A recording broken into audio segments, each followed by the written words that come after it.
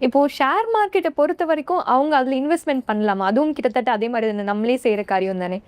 மருந்து வேற, இது வேற. ம். மருந்து என்பது நம்மளோட உடலுடைய ஆரோக்கியம் சம்மந்தப்பட்ட விஷயம். ம். ஒரு மருந்து தப்பா சாப்பிட்டோம்னா, கண்ணு வலிக்குரிய மருந்து சாப்பிடுறது பிறகு வேற மருந்த சாப்பிட்டோம்னா கண்ணு போயிரும். ம். கால் வலிக்குன்னா கால் போயிரும். ஆனா இன்வெஸ்ட்மெண்ட்ங்கிறது வந்து பார்த்தீங்கன்னா, இன்னைக்கு போயிட்டா நாளைக்கு சம்பாரிச்சுக்கலாம். ஓகே. அது ஒரு பெரிய விஷயம். அதுக்கு இதுக்கும் ம். டிஃபரன்ஸ் இருக்கு. ம். ஆனா இந்த வருஷம் 2026ல நம்மளுடைய மிதுன ராசிக்காரங்க ஷேர் மார்க்கெட்ல இன்வெஸ்ட்மென்ட் பண்றாங்கன்னா, ஒரு வெற்றிகரமான சூழ்நிலையை சந்திப்பாங்க. அதுவும் வந்து பார்த்தீங்கன்னா, இவங்க எப்ப இன்வெஸ்ட்மென்ட் பண்ணலாம்னா, ஜூன் மாசத்துக்கு மேல கொஞ்சம் அதிகமா இன்வால்வ்மென்ட்டா பண்ணலாம். அதனாடி கொஞ்சம் மிதமான ஒரு தன்மையில இவங்களுக்குரிய செயல்பாடுல இவங்க ஃபாலோ பண்ணாங்கன்னா, நல்ல லாபம் இருக்கு. ஓரளவுக்கு நட்டம் வராம லாபம் பெறுவதற்கான வாய்ப்புகள் அதிகம்.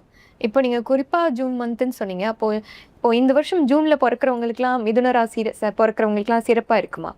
இந்த வருஷம் பிறக்க எல்லா குழந்தைகளுக்குமே சிறப்பு.